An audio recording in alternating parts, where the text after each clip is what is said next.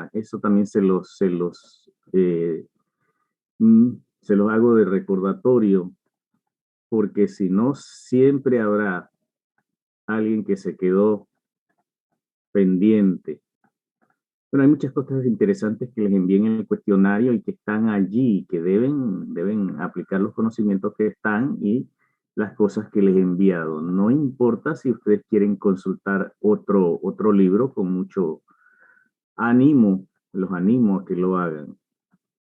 Entonces nosotros estábamos hablando de la termoquímica, que como es también liberación y absorción de calor en las reacciones químicas, lo tratamos dentro de la primera ley de la termodinámica. Aquí lo estamos tratando dentro de la primera ley de la termodinámica. Eh, entonces habíamos dicho que ese calor era proporcional, por ejemplo, a las cantidades de sustancias involucradas.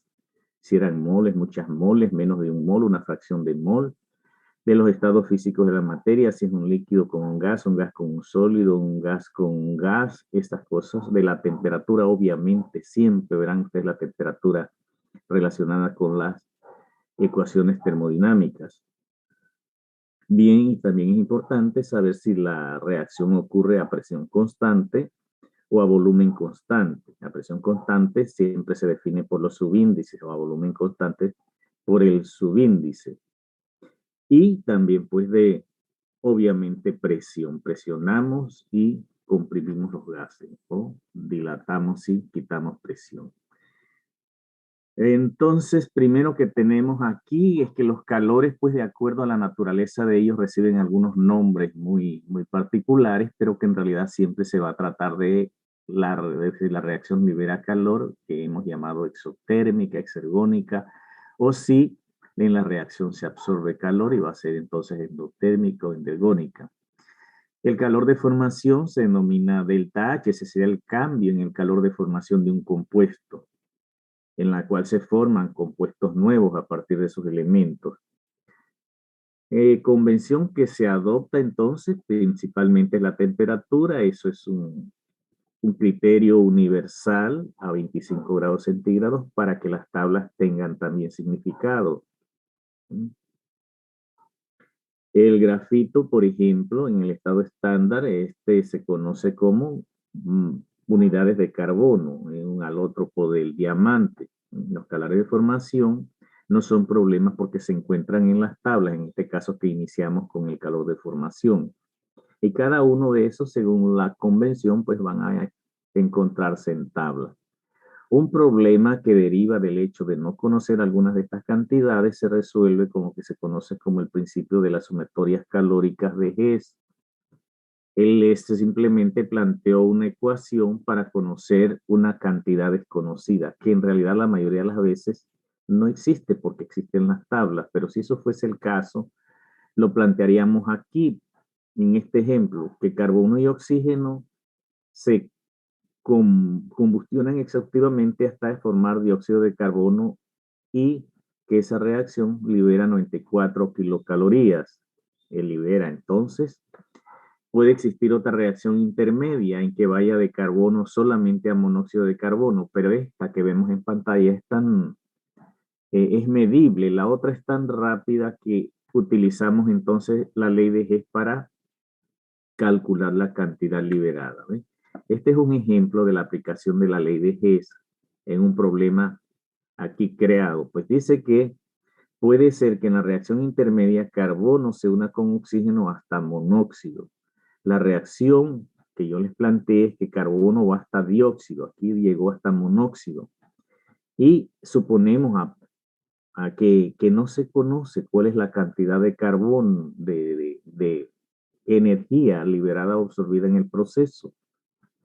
Ahora, como sí sabemos que la reacción se encuentra en el libro de carbono hasta dióxido de carbono, liberando 94 kilocalorías, hacemos una suma algebraica de las cantidades, porque la de monóxido de carbono a dióxido de carbono también se conoce. Así que vamos a simplificar. Vamos de carbono a monóxido y de monóxido vamos a dióxido. Esa reacción intermedia, de acuerdo a la sumatoria de G, se puede hacer simplemente por la diferencia algebraica entre 94 y 67. O sea, restarle A menos 94, restarle menos 67. Eso nos da entonces la cantidad de calor liberada en la formación de monóxido. Aplicando entonces aquí, hacemos la sumatoria, le cambiamos los signos a la ecuación. Eso equivale a hacer una suma algebraica y el resultado es 26 kilocalorías. Eso es lo que se libera. El signo negativo indica que la reacción libera calor. Es un repaso que estamos haciendo de la ley de Hess. ¿Y cuál es la importancia que tiene? Bueno, es una igualdad, como cualquier igualdad matemática, y resolvemos. Aplica a cualquiera de estos nombres de calores. Calor de formación, aquí tenemos el de combustión, pues cualquier hidrocarburo lo podemos llevar hasta dióxido de carbono y agua, ya es el final allí de la reacción. Por eso le decimos exhaustiva.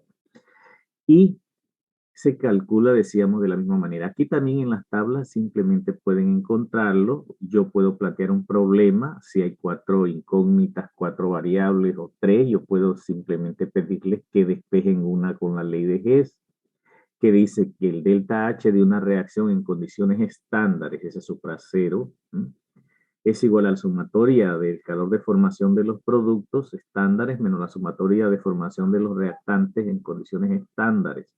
¿Verdad? Formación de los productos menos formación de los reactantes. Cuidado que hay que tener en los signos, porque observen, yo se los resuelvo aquí. Menos 94 va a dar un término negativo por 2. Menos 68 por 3 también va a ser negativo, pero este es menos lo que se convierte en más. Y ese término, como el oxígeno, pues está en su estado estándar y por convención se dice que en los estados estándares es 0 kilocalorías de formación.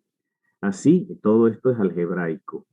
El asunto es que si no se fijan en el símbolo, en los negativos y positivos, terminan con una expresión que no se corresponde, porque si me ponen 373 kilocalorías, solamente significa que no resolvieron el problema, porque es una ecuación algebraica donde los signos son tan importantes y, por supuesto, las unidades. ¿Qué unidades lo van a expresar? Si hay una pregunta con respecto a las sumatorias, es una ecuación, productos menos reaccionantes igual al calor de la reacción. Y aquí tenemos el calor de la formación de un mol de ácido acético. Para formar ácido acético utilizaron metano y dióxido de carbono. Y entonces aquí tenemos cómo aplica entonces el calor, la sumatoria de los productos menos la sumatoria de los reaccionantes. Siempre el signo es importante porque nos va a decir si libera o es necesario impartirle o suministrarle calor. Entonces también tenemos esto que aparece en las tablas, metano más dióxido de oxígeno para dar dióxido de carbono. Y aquí aparece, debe ser H2O, debe ser agua. ¿Sí? Faltó ahí una O de oxígeno. Es agua líquida. Sí, es entonces muy completa aquí la explicación. Sí, yo sé que eso ya lo dieron, pero nosotros lo mencionamos para que las personas no piensen que las reacciones de este tipo no las consideramos aquí en la termodinámica. Tenemos calor integral y calor diferencial de solución, por ejemplo, de una manera en que podemos disolver una sustancia en una cantidad definida y la otra también es una cantidad definida, pero inmensamente grande, en que paso a paso vamos midiendo el calor liberado. En estos calores entre el diferencial y el integral manifiestan una ligera diferencia entre ellos en el obtenido de un proceso como el de disolución en una cantidad de un mol de soluto en 200 o 400 moles de agua.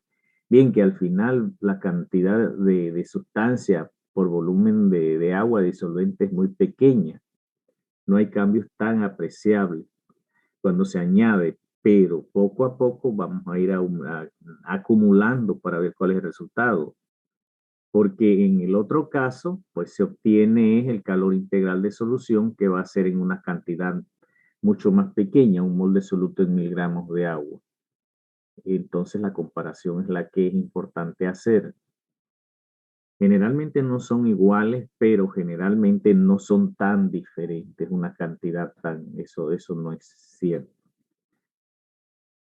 ¿Qué otra cosa? Tenemos el calor de hidratación. Las sales absolutamente anhidras liberan calor cuando se ponen en agua, cuando se disuelven en agua, mientras que cuando están hidratadas, más bien hay que ayudarlas para que se disuelvan.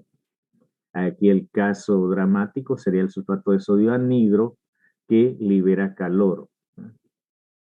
Y el caso del sulfato de sodio con 10 moléculas de agua que puede entonces necesitar energía para vencer entonces la cohesión del cristal. Calores de reacciones también podemos en términos de las energías de enlace hacer lo que se conoce como el calor de reacción. Aquí el etileno, un gas muy energético, y el cloro reaccionan. Un doble enlace del etileno, un simple enlace de cloro-cloro, molécula diatómica, nos da entonces el producto, que sería, para hacer el producto hay que romper el doble enlace, formar dos enlaces de hidrógeno y en el caso del carbono aquí, unir un cloro por aquí y por acá y satisfacer las cuatro valencias del carbono. Esos son los compuestos y hay que medir entonces la energía de un enlace destruido y la formación de dos enlaces de hidrógeno y dos enlaces carbono-cloro. La sumatoria es algebraica para obtener el delta H, ¿eh? Y tomar siempre en cuenta las relaciones en que se combinan, las relaciones de moles o las relaciones estequiométricas, ¿eh? Siempre tener en cuenta, por ejemplo, dos enlaces carbono-carbono son 156 kilocalorías.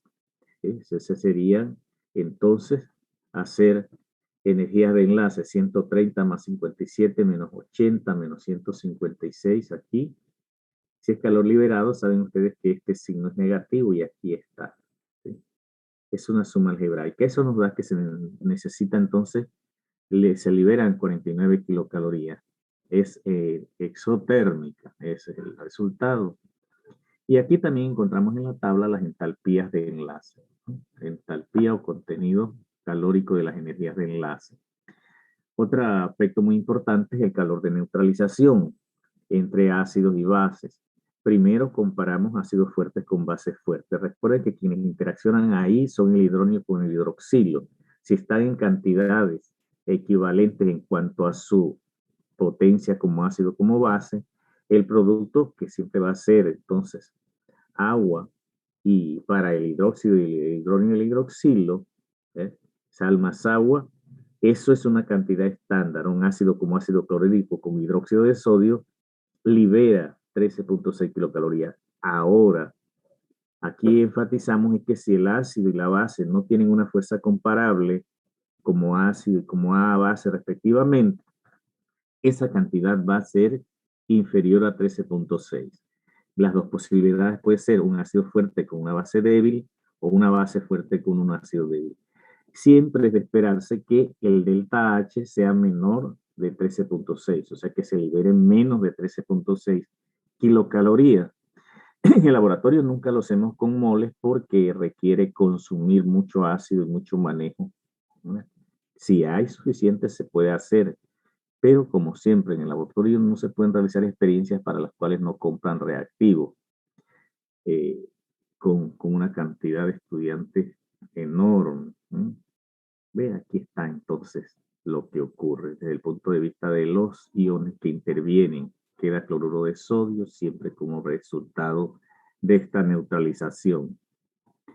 Ahora vamos a ver la segunda ley de la termodinámica. La segunda ley de la termodinámica comienza diciendo que el calor fluye espontáneamente. Fíjense lo que dice la definición porque es muy importante, es muy comprensiva, desde el cuerpo más caliente hacia el cuerpo más frío, ¿sí? Y eso ocurrirá hasta que ambos cuerpos se encuentren a la misma temperatura. Esa es nuestra definición. Nunca decimos que el calor fluye desde el cuerpo más frío hacia el más caliente, que el frío es el que fluye. Lo que fluye es el calor. Y aunque decimos que es como un fluido, nadie ha podido entonces tener en la mano una cantidad. Se pareciera un gas, pareciera, pero solo sabemos que térmicamente lo definimos en función de la sensación, el calor a través de un termómetro.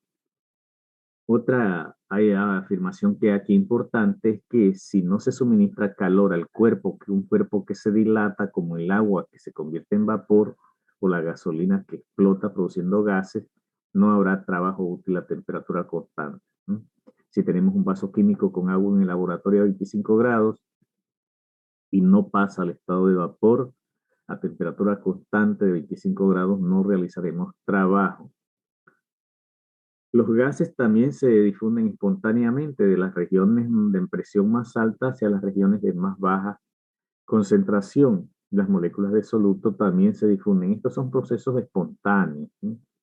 Es decir, espontáneo significa desde el punto de vista termodinámico que no hay que aplicarles, no hay que gastar energía para que ellos procedan. Y van a proceder o van a continuar hasta que se alcance el equilibrio. Ya no van a ceder más nada al ambiente y revertir los procesos espontáneos es muy difícil. Cualquier proceso de estos requiere energía para revertirlo. Es decir, puede disolver azúcar en agua. Eso es muy fácil, es una difusión, pero no puede recoger entonces el azúcar. Tienen que evaporar toda esa agua para poder hacerlo. O bien, la sal, cloruro de sodio, se disuelve perfectamente en agua, pero no es posible recogerlo sin consumir energía, a menos que utilice la del sol, que es la que usan los salineros. Hacer grandes tinas expuestas al sol sobre una superficie que también es caliente, concreto o metálico, donde la evaporación va a dar por resultado beneficios, el sol. Bien, entonces ese es nuestro Maricel, se recordó, ¿vieron por qué esto no funciona? Porque ya transcurrió el tiempo y ahora se está incorporando. De nada sirve el esfuerzo de estar pendiente de ustedes. También ahora, dentro de la segunda ley de la termodinámica, vamos a ver procesos muy interesantes. Ya hablamos de un proceso reversible y tratamos de ilustrarlo con agua en ebullición. Y dijimos que en condiciones de reversibilidad se produce el trabajo máximo, pero muy lentamente. Se aprovecha mucho más la energía en pasos muy pequeños, infinitesimalmente pequeños es la palabra clave aquí. La segunda ley de la termodinámica entonces también se refiere a probabilidad de ocurrencia de un proceso. ¿Qué quiere decir? Que cuando uno efectúa algo sobre un sistema termodinámico, hay muchas formas en que puede terminar finalmente. Si lo aplicamos a procesos físicos, como es una carrera de carros, ¿sí? Todos van a terminar y la forma más probable es aquella que esté más desordenada. Entonces, probabilidad de ocurrencia de un proceso. Si tenemos cemento, arena, piedra, acero y le ponemos una bomba o un pedazo de dinamita, no va a terminar con una casa. Lo que va a hacer es que todo terminará desapareciendo por la explosión. Bien, si no fuese por la explicación que nos da la segunda ley de la termodinámica, la probabilidad de que apareciera la casa existe, pero en la realidad es la menos improbable. Entonces, la probabilidad de esa ocurrencia de ese proceso es la menor, la que menos puede ocurrir. Si me explico, los procesos que tienden al desorden, al máximo desorden, son los más probables, según la segunda ley de la termodinámica. ¿Qué otra cosa podemos decir? Pues que dentro de la segunda ley trata de ilustrar el hecho de que la energía calórica no toda se puede convertir en trabajo, porque tenemos que ceder al ambiente que debe estar a menor temperatura siempre, esa vecindad o ese sumidero a menor temperatura, porque no le podemos lanzar temperatura si tuviera por encima. Es decir, si usted tiene algo a 20 grados y el ambiente afuera estuviera a 100, usted no puede deshacerse, enfriar, porque tiene que haber un lugar que absorba ese calor en exceso que necesita deshacerse. ¿Sí? Entonces, por eso las máquinas refrigerantes tienen un problema, porque nosotros ahora sí queremos el calor que está menos calor, lanzarlo al espacio. ¿Sí? O cuando hace mucho calor por el sol, es difícil entonces lanzar al ambiente la cantidad de calor. Entonces, cuando hablamos de espontaneidad de los procesos, nos estamos refiriendo a la segunda ley de la termodinámica. Y también si hablamos de limitación de la conversión de calor en trabajo, nos estamos refiriendo a la segunda ley de la termodinámica, que es la que establece ese principio, es la limitación. ¿Cuál es la limitación? Vamos a explicarla aquí. Dice que la eficiencia de una máquina térmica sería el trabajo sobre el calor absorbido por esa máquina. Si el trabajo y el calor fuesen iguales, U sobre Q, como U sería igual a Q, eficiencia sería igual a 1. Pero no se puede lograr. ¿Por qué? Porque hay que recuperar la máquina, hay que hacer que se enfríe nuevamente. Eso se puede ver en un carro. Un carro siempre hay que estarlo enfriando porque si se sigue calentando el material, llegará al punto en que se funde. Entonces siempre hay que estar sacando calor que lo desperdiciamos, pero es una maldición, hay que sacarlo. Sí, una máquina hipotética puede trabajar en una temperatura T2 alta y una temperatura baja T1. Y las relaciones de calor van a ser proporcionales, porque hemos dicho la sensación térmica, el número que nos da el termómetro es proporcional al calor absorbido bajo las condiciones dadas de ese sistema. Entonces nosotros llamamos calor Q2 al que suministra el mechero, el caldero, el plato caliente, o la fuente de calor, y Q1 al reservorio más frío o a la temperatura después que se libera al sumidero. Si representamos entonces U sobre Q2, tendríamos que Q2 menos Q1 sobre Q2. Aquí U significaría Q2 menos Q1. Ahora, en términos de las temperaturas, decimos que son proporcionales Q2 a T2 y Q1 a T1, así que la relación de ambas es igual. Esta es una máquina refrigerante. ¿Qué se dice de las máquinas refrigerantes? Que invierten la segunda ley de la termodinámica, pero no ganando trabajo, sino que hay que suministrarle mucho trabajo, por eso su trabajo es muy costoso. Ahora, trabajo máximo se ha hecho por una máquina térmica. Hay que explicar que solamente es posible bajo condiciones de reversibilidad, sería este. Ese sería entonces nuestro trabajo máximo. ¿Cuánto sería el trabajo máximo en condiciones de reversibilidad? Sería toda la energía aprovechada. Carnot fue uno de los ingenieros más famosos del siglo XVIII, que convirtió esa máquina posible en un ciclo, ¿verdad? No en un ciclo, sino más bien en cuatro procesos. Uno adiabático, otro isotérmico, otro adiabático, otro isotérmico. Aquí se dan las curvas que se relacionan con cada paso. Uno, aquí el paso cayendo, aquí tenemos el paso 2 al 3, aquí tenemos 3 al 4. Eso pueden leerlo y corroborar cuál fue la importancia de Carnot en este ciclo. Es importante que podemos aumentar la eficiencia de una máquina alejando la temperatura de el suministro de calor, de la fuente de calor, y la temperatura más baja donde se tiene que liberar calor para recuperar la máquina. Si T1 alcanzara el cero absoluto, esa fue la gran contribución de Kelvin, entonces el límite de la conversión de calor en trabajo sería igual a la unidad o 100%, toda vez que T1 iría hacia el 0 Kelvin. ¿Sí? ¿Cuál sería la eficiencia de una máquina que absorbe calor a 100 y la temperatura de la vecindad es 25? Que si la máquina se le suministran 1000 calorías de calor Q2, ¿cuál sería el trabajo? Recuerden, todo en termodinámica va en unidades de calor de Kelvin, unidades para la temperatura en Kelvin. Y en la primera parte del problema resuelve como eficiencia igual a U sobre Q2. Y U es Q1 menos Q2, T1 menos T2, perdón, y aquí podemos hacerlo entonces por las temperaturas.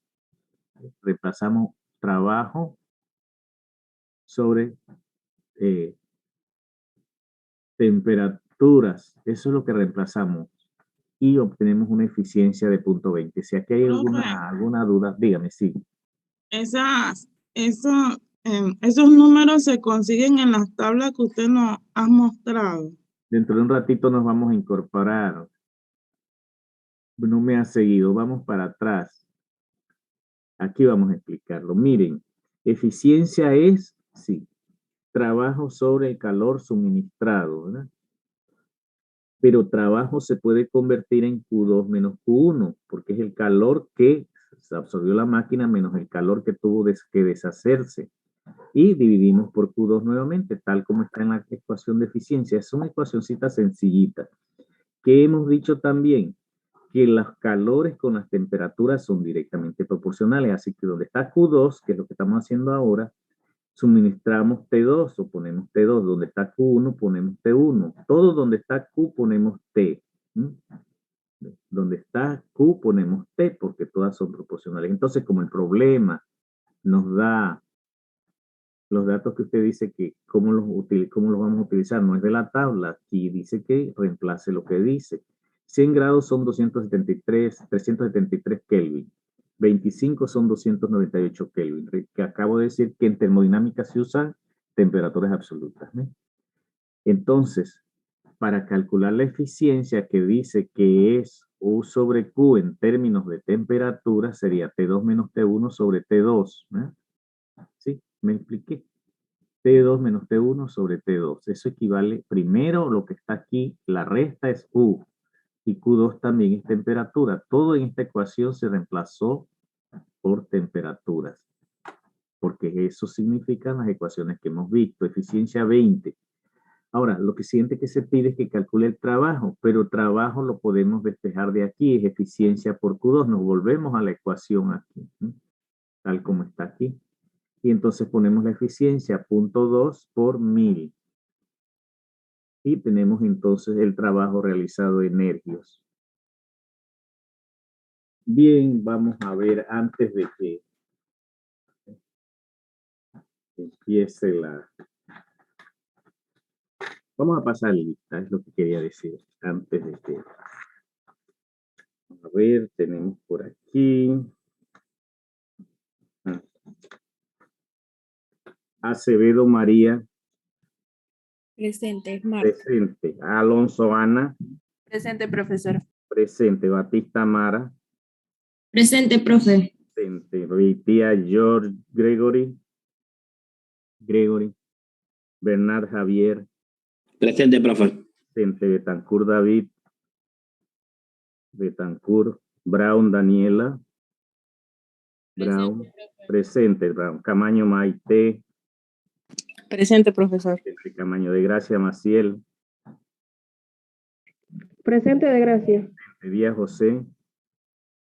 Presente, profesor. Domínguez Yaritza. Presente, profe. Presente. Yaritza Domínguez Elena. Presente, profesor. Gómez Cristel. Presente, profesor.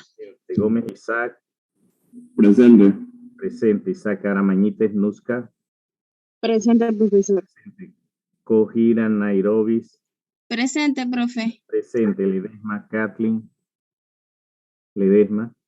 Presente, profe. Presente. Kathleen. López Noemí. Presente. Noemí Martínez Maricel.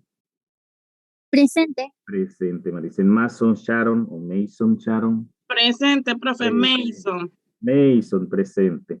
Mendoza Guzmari. Presente, profesor. Montilla Angie. Presente. Angie Morán Natalie. Presente, profesor. Morana. Moreno Iron. Buenos días, presente, profesor. Presente. Iron. Morhaim Vivian.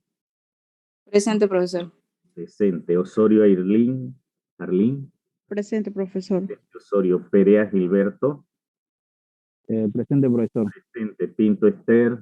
Pinto. Presente, profesor. Presente. Pinto. Quiñones Mabeli. Estaba por aquí. Mabeli. Profe, presente, Quiñones. Presente. Ramírez Marián. Presente, profe. Presente. Marián Rengifo Ariana. Presente, profe. Presente Ariana. Rodríguez Abraham. Ruiz Gilina o Gilina. Ruiz. Presente, profesor. Presente Gilina. Sáenz Kiara. Presente, profesor. Presente Sáenz. Presente Sáenz. Samaniego Melanie. Presente, profe. Presente Melanie. Samaniego Melisa. Presente, profe. Presente Melisa. Cerrud Wilmo. Presente, profe. Presente Wilmo. Vega Yoisel. Vega. Vergara Lisbeth. Presente, profe. Presente Vergara Wales. Marjorie. Presente, profe. De Wales. Zamora Diego. Zamora. Bien, vamos a ver si hay alguien que no se haya incluido aquí. ¿Alguien que no haya llamado? Sí, profe, Virginia Valdés, que soy por inclusión. Valdés. Y Milena Benítez. Valdés y Benítez. Tengo a Valdés Carlos y a Benítez Milena. ¿Es lo mismo o no? No, profe, Virginia Valdés, soy mujer. Virginia. ¿Cómo no? ¿Cómo no? Valdés Virginia. Usted está incorporada al aula para que reciba. No, profe, no estoy incorporada al Classroom todavía. Ustedes son del vespertino. Déjenme ver si es que yo no los llamé porque no están. Así que vamos rapidito a Valdés Virginia.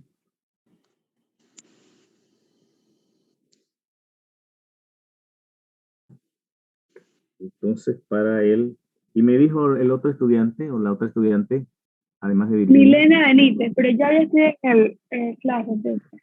Ya usted sí está en el Classroom. Sí, profesor. Benítez.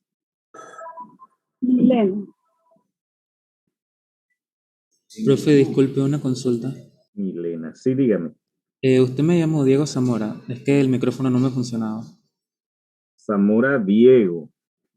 Sí, correcto.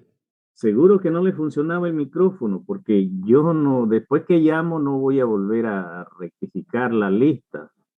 No, es que el micrófono mío tiene problemas, profe, disculpe. Bueno, viene con otro micrófono la próxima vez, porque la próxima vez no, después de llamar la lista, que empiezan a meterse de nuevo aquí chat tampoco, porque los chats siempre es para decirme una historia triste de la conexión. ¿Sí?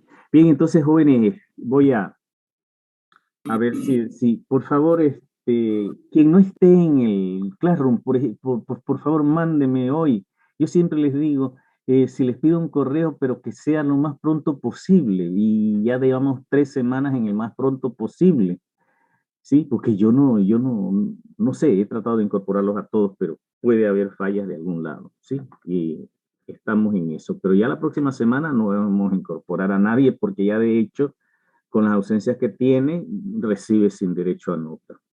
Eso está clarito. Bien, estábamos con que la joven me había preguntado si necesitaba alguna tabla de algún manual de física y química para resolver el problema. Yo le dije que no, porque el trabajo que está en la ecuación en amarillo, al inicio, al frente, arriba, eficiencia es U, y U va a ser T2 menos T1. T2 es la temperatura más alta y T1 es la temperatura más baja en Kelvin, y que Q2 correspondía también a T2 en Kelvin, así que todo lo habíamos transformado por su equivalencia. Así obteníamos 0.2 en la fracción de la eficiencia, multiplicado por 100 nos da el 20%. Tengo muchos problemas con los estudiantes que no saben calcular porcentaje, pero aquí todos sabemos, así que no hay problema. Y luego, que nos pide en la segunda parte del ejercicio del ejemplo, calcular el trabajo. Para calcular el trabajo, volvemos a la ecuación que tiene U y Q2, ¿verdad? Y entonces aquí ya tenemos a la izquierda una resolución del problema, punto 2. Y despejamos U. Diga. Una pregunta y disculpe que lo interrumpa. Dígame. Por ejemplo, en T2 y T1 siempre se debe pasar a Kelvin. Todas las temperaturas en termodinámica pasan a Kelvin. ¿Sí? Ah, listo. Gracias. Cuando no sea así, yo le indicaré. En un minuto nos vamos a estar reincorporando. Sí, sí, en otros casos, en el tercer módulo en soluciones es posible que no se usen, pero allá ya estaremos en otro módulo. Pero siempre que apliquemos una ecuación termodinámica o estas que vemos en el módulo de termodinámica, tiene que ser con temperatura absoluta. ¿Sí? Y con la ecuación entonces calculamos el trabajo en calorías, y luego si lo queremos convertir a ergios, pues entonces utilizamos el factor de cuántos ergios tiene una caloría. El factor es 4 por 10 a la 7 ergios.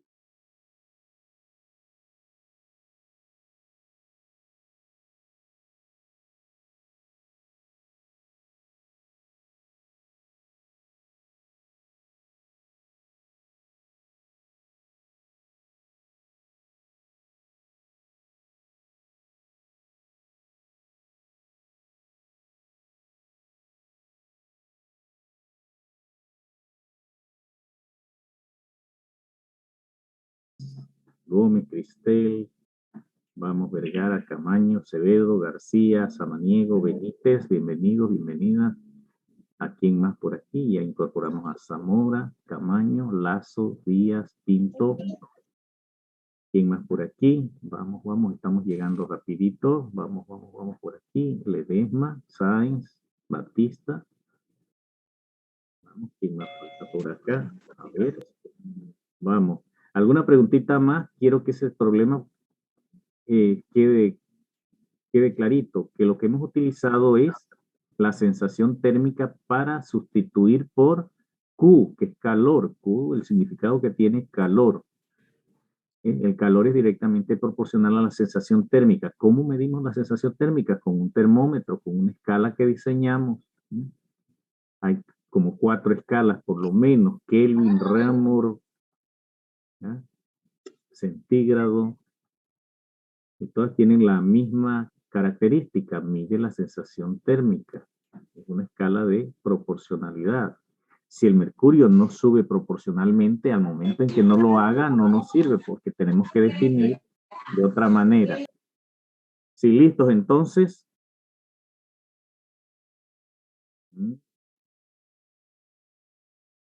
Estamos compartiendo. ¿Alguien falta? Estamos viendo eficiencia, que también a veces se le conoce como rendimiento de una máquina térmica. Ahora vamos al concepto de entropía, porque esa cantidad de energía calórica que no se convirtió en trabajo, tuvimos que disiparla, ¿verdad? Enviarla allá afuera, al ambiente, a la vecindad, a los alrededores del sistema, al sumidero. Entonces, esa cantidad de energía fue a desordenar allá. Eso se denomina entropía. Entropía no es más que desorden. Vamos entonces a subdividir la eficiencia para ver qué cantidad de esa energía se convirtió en desorden. Aquí hacemos una subdivisión utilizando tanto temperaturas como calores absorbidos y disipados y obtenemos que trabajo no es más que Q2 menos Q1 y esto se convirtió entonces en Q1 y Q1 significa que ese va a ser la cantidad de calor que se convirtió en desorden.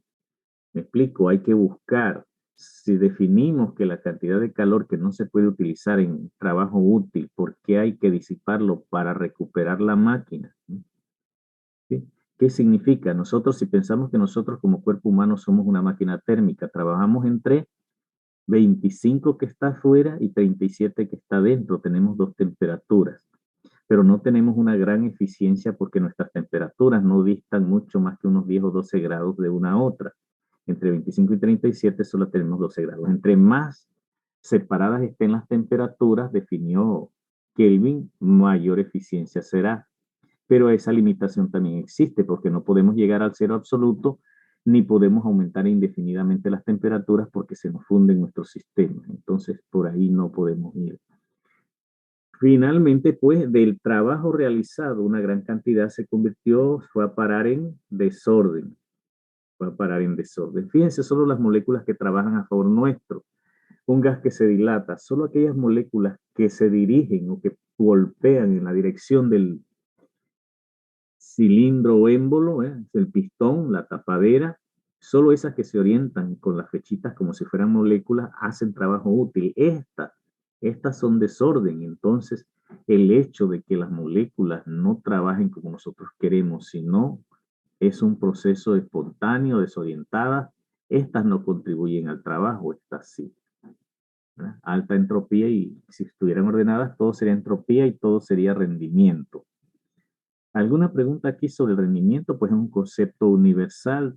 Ustedes también deben saber que deben producir tiempo para estudiar, tiempo para dormir, distribuirlo, dinero para comprar, dinero para guardar.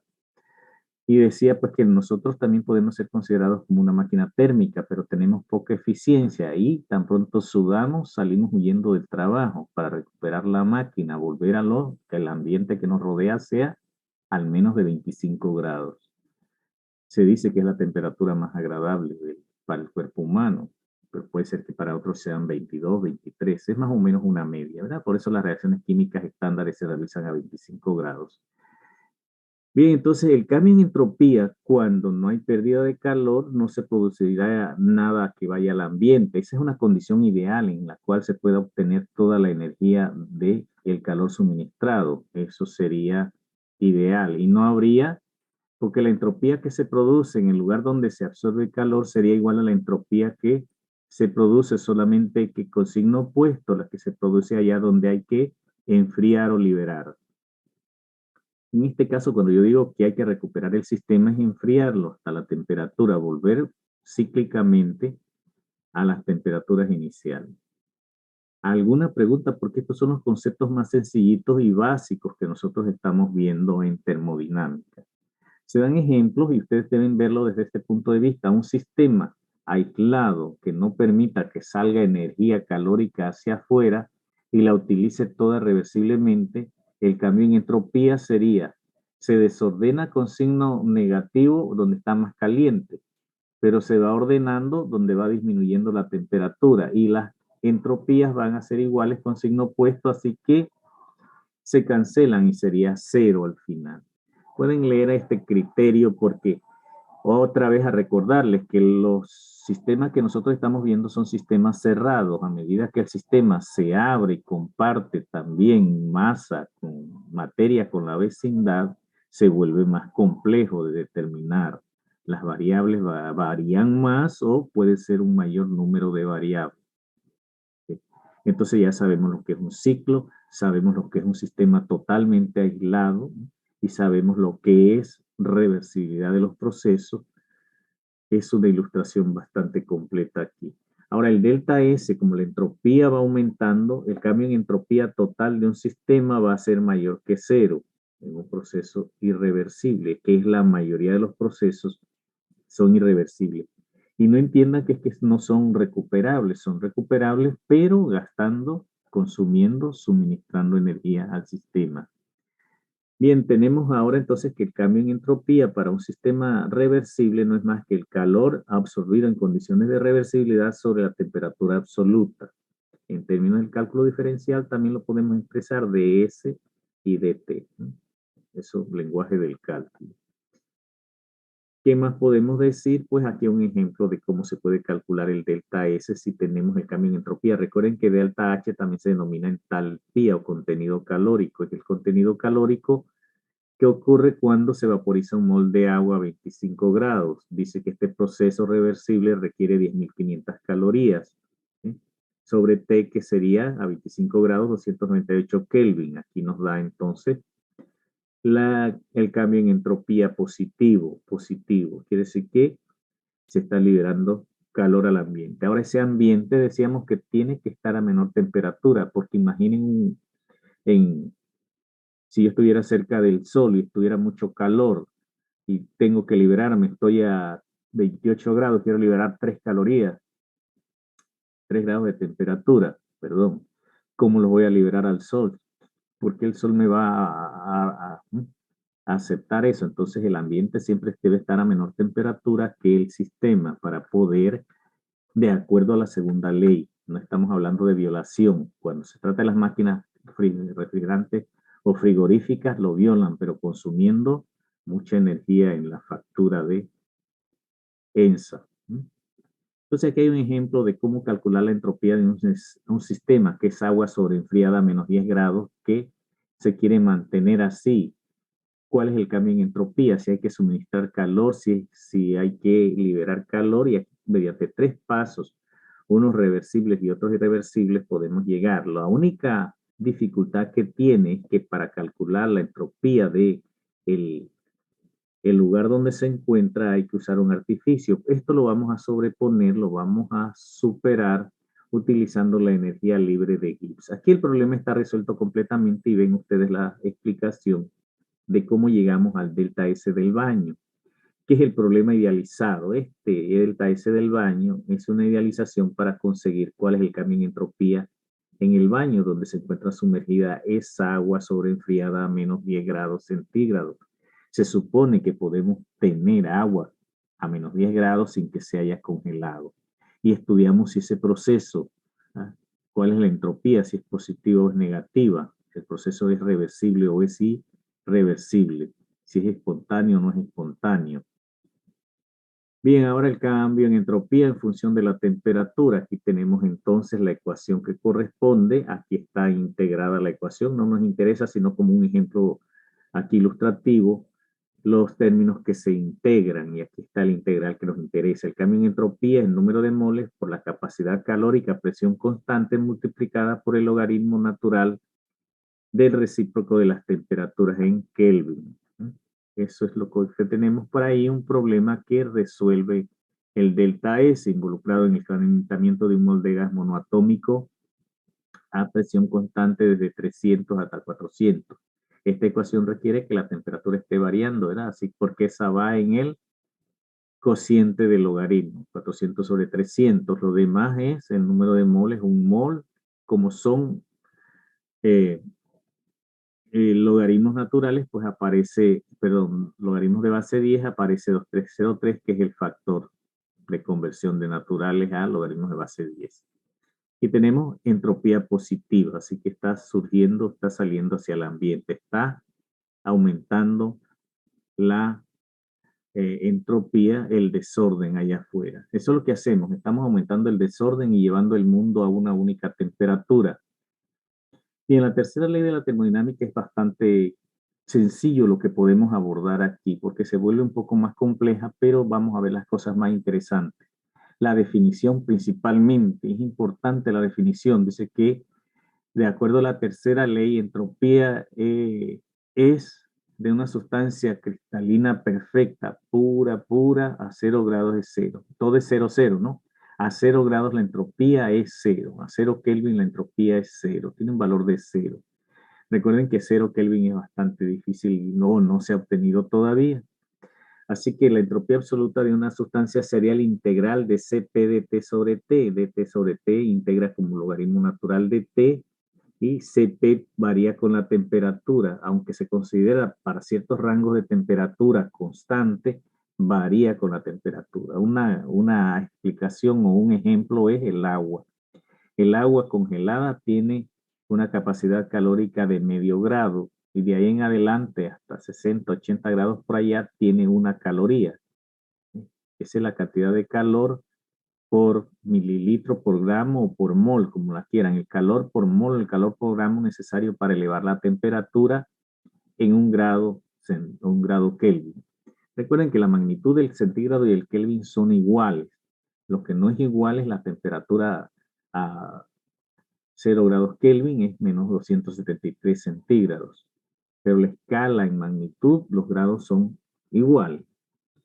Entonces podemos evaluar la entropía absoluta si integramos esta ecuación o bien hacemos la gráfica de capacidad calórica a presión constante versus el logaritmo natural de T o versus el logaritmo de T. Aquí las ecuaciones se hacen en términos de logaritmo y de logaritmo natural. Tenemos un ejemplo aquí donde ponemos a prueba un sulfato de sodio que lo queremos calcular su entropía. Hacemos una gráfica de capacidad calórica a presión constante versus el logaritmo natural de T o versus T, ¿ya? O bien logaritmo de 10 de T y determinamos el área bajo la curva entre T0 y una temperatura cualquiera, T0.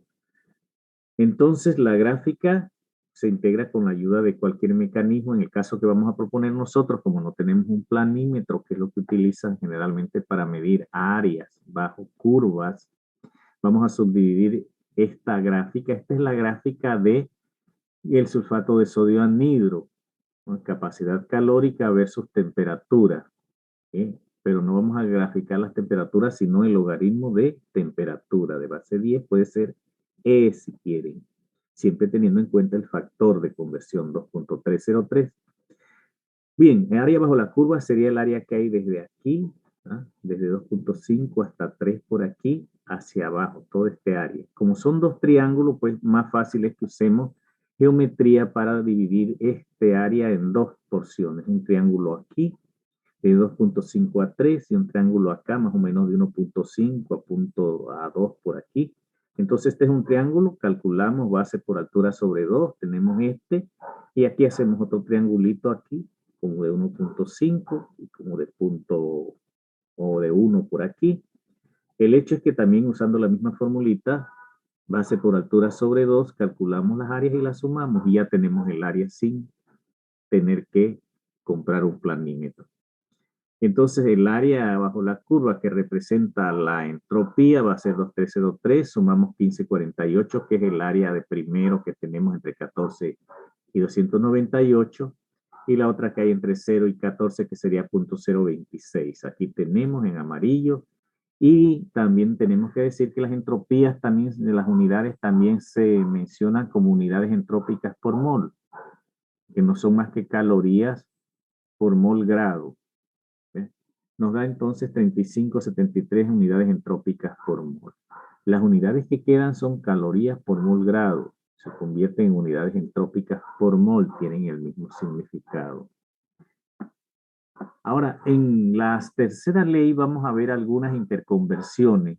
Utilizamos las cantidades de energía conocidas bajo ciertas funciones, las reemplazamos y obtenemos nuevas ecuaciones.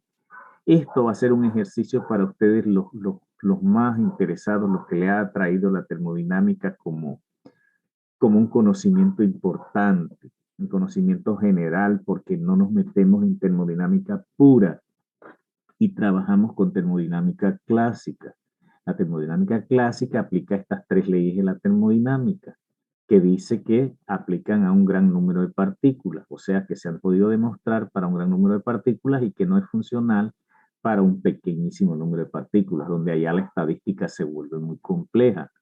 ¿Sí? La estadística también funciona a medida que más sujetos, la muestra es más grande, más precisa va a ser con la teoría. Entonces, energía libre se denomina G, también algunas veces encuentran F como free por libre, a veces encuentran G como un homenaje a Gibbs, y es más que la entalpía menos la temperatura por el cambio en entropía. Pero el contenido calórico del trabajo A también queda definido así. A, que es la energía de Helmholtz, es igual a E menos T delta S. Ahora tenemos E menos TS, pero acá tenemos que no tenemos G, tenemos TS.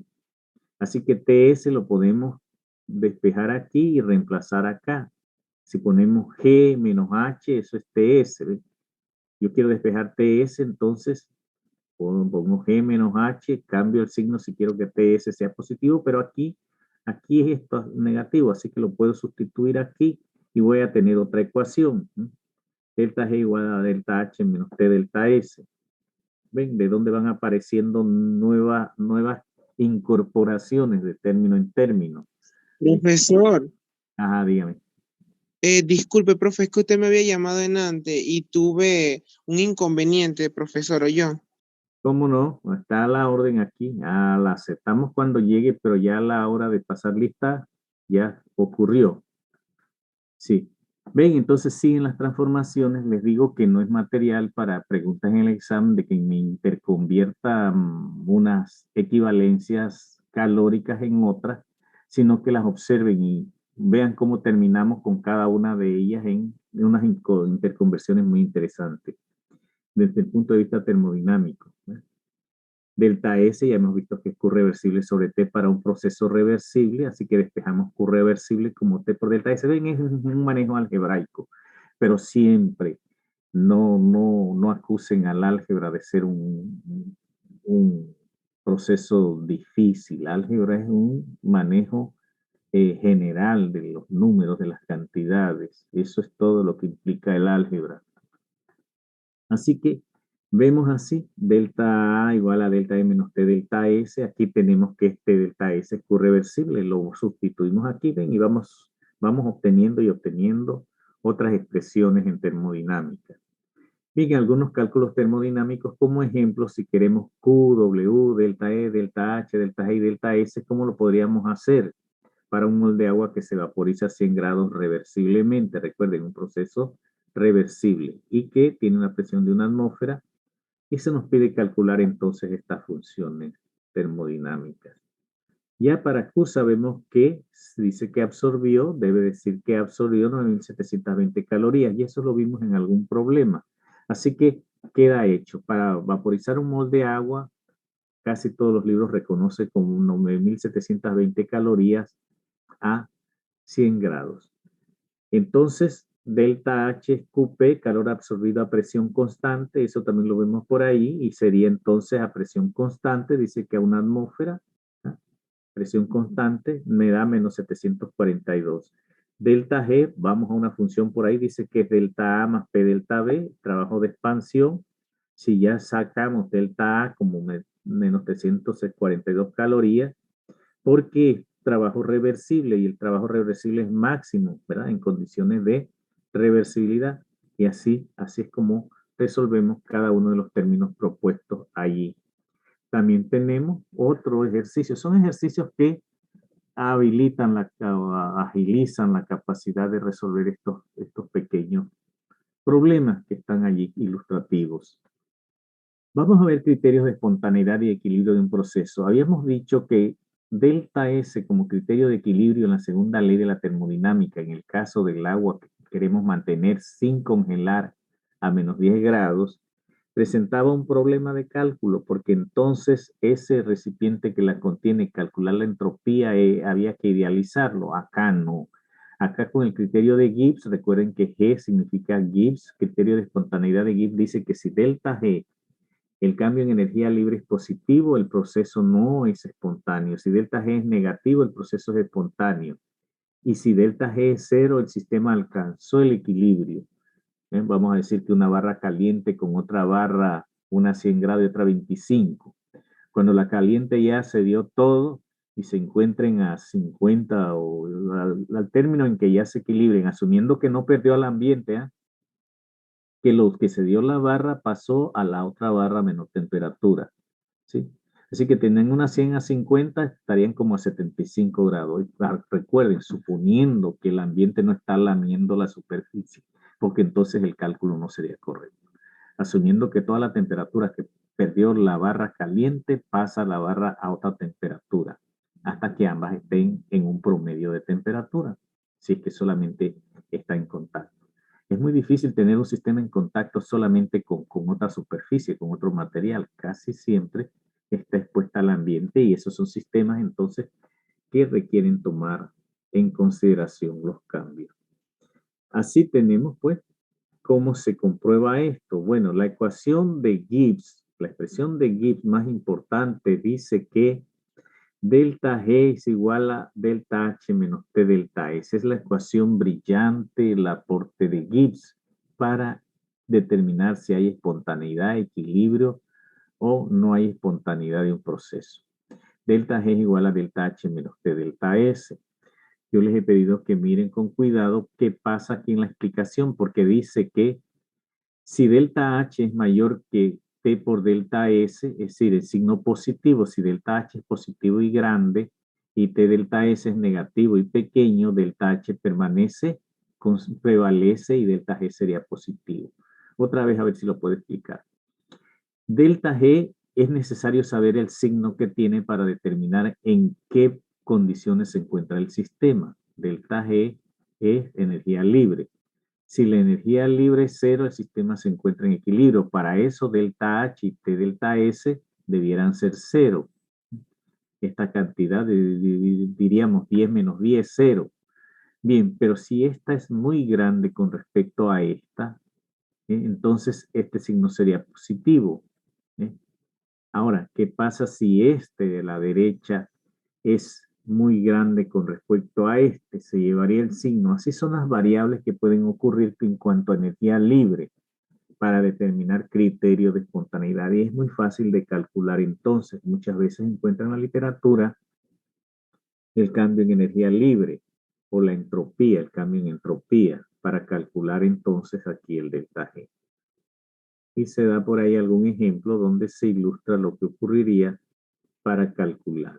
Aquí se da una explicación. Si T delta S es pequeño comparado con delta H, el delta H es negativo y delta G sería negativo. Entendiéndose que cuando delta G queda negativo. Recuerden que delta G, el signo es lo que nos dice. Y en este caso, se cumpliría que delta G indicaría proceso espontáneo. Delta G igual a delta H menos T delta S. Aquí estamos comparando los términos de la derecha de la ecuación. Aquí está resuelto entonces el problema de otra manera. El problema del agua sobreenfriada. Aquí lo tenemos resuelto y vemos que es mucho más sencillo. La información que se da, delta H 1343 calorías por mol, delta S menos 491 calorías por mol grado, y aquí tenemos entonces espontaneidad del proceso. El signo es lo que nos dice que el proceso es espontáneo. Aquí hablamos de sistemas abiertos porque también nos hemos definido, pero los sistemas abiertos aumentan la complejidad, como hemos venido diciendo. Hay que tomar en cuenta todas las especies que estarían en solución cuando disolvemos una cantidad de cloruro de sodio en agua, en U2, en U1 gramos de agua.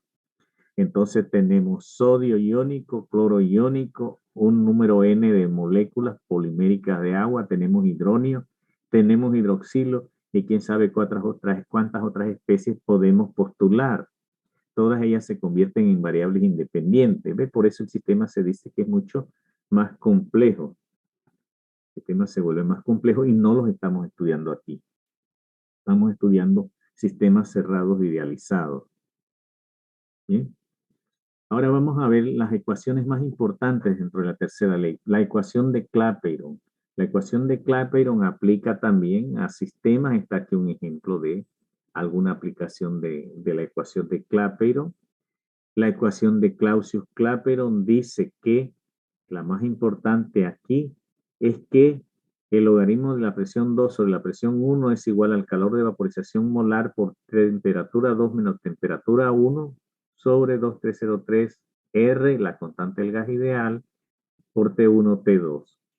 Ahora, si P2 y P1 están en las mismas unidades, no hay ningún problema. Acá siempre restar T2 menos T1, encontrar en las tablas el calor de vaporización. Ven, hay 5 posibilidades: despejar P2 o P1, de despejar el calor de vaporización molar o despejar T2 o T1. Eso es lo que podemos hacer entonces, conocer la presión 2 de un sistema o la presión P1 bajo condiciones de temperatura 2 y temperatura 1. R siempre en calorías por mol grado, porque la ecuación termodinámica habla de calorías y todo debe terminar entonces en calorías. Si queremos delta HB, siempre en calorías por mol grado. Esta es la integral de la ecuación. Por supuesto que nos interesa utilizar la ecuación, sea en logaritmo de base E o logaritmo de base 10. ¿Ven? Esa es la ecuación que estamos tratando con Clausius-Clapeyron. La ecuación de Clausius y Clapeyron de temperatura y presión. Ahora, aquí hay un ejemplo práctico, ¿no? Dice que la presión de vapor del agua a 100 grados es una atmósfera, está en 760 milímetros de mercurio. Eso quiere decir que si la presión que se pide la resolvemos, debe venir también en milímetros de mercurio. Como la temperatura a la que se pide la presión nueva es más baja, lo obvio es que la presión sea menor a 760. Esas son las cosas a considerar. Miren su respuesta, miren cómo está la presión, cuál es la temperatura, y lo obvio es que la presión haya bajado. De 760 la solución del problema dice que quedamos en 529. ¿Es consono? ¿Es consistente con lo esperado?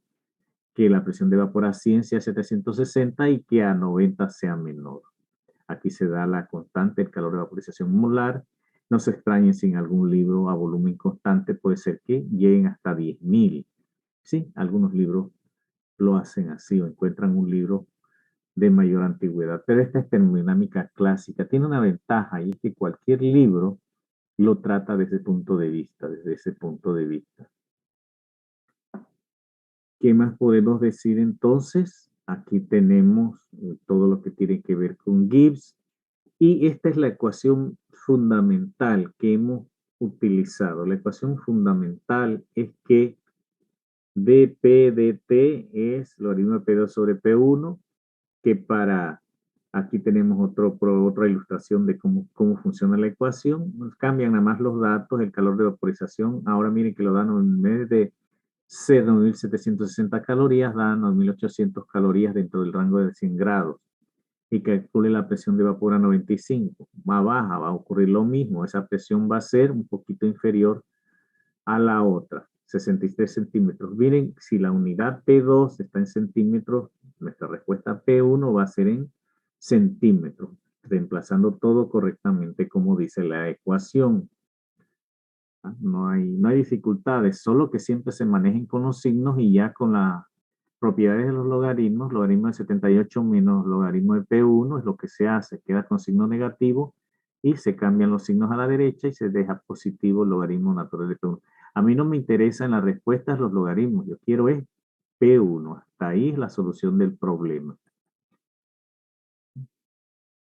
Aquí la ecuación de Van Hoff también es una ecuación importante. Recuerden, hemos visto la de Clausius y Clapeyron que relaciona dos temperaturas con dos presiones. Acá tenemos energía libre. La primera parte de la ecuación de Van Hoff relaciona cambio en energía libre de Gibbs con la constante de velocidad del proceso.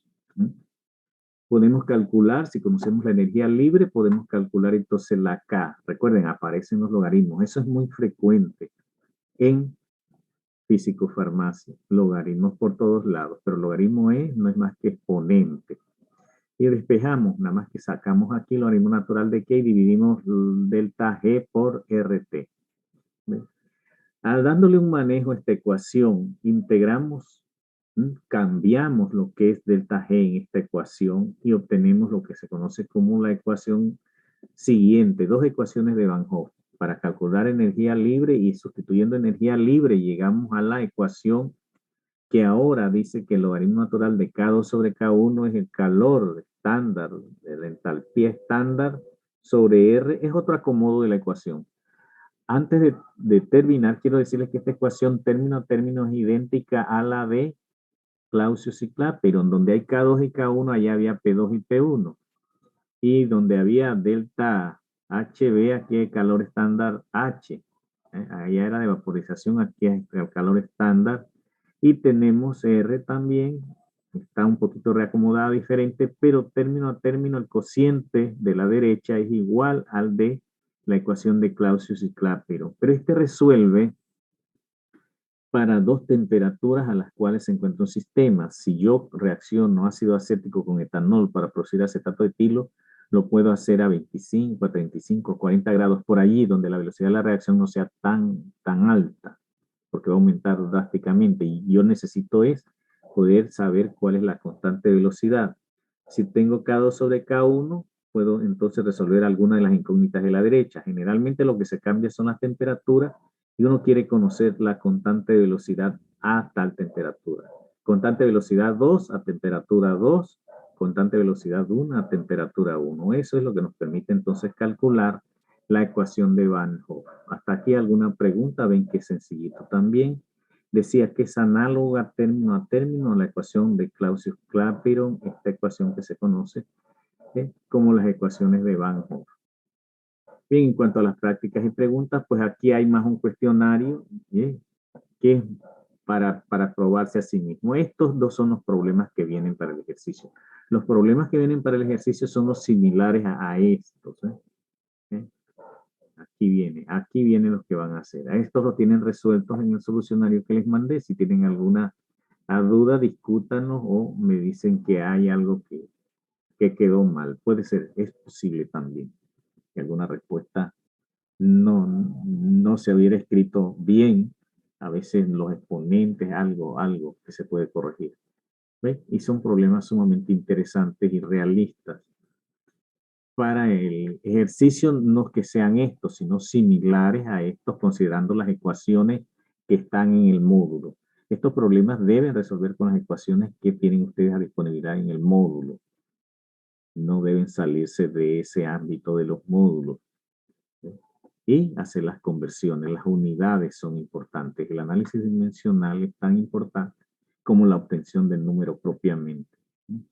Porque sin una, la otra no tiene sentido. Sin uno u el otro.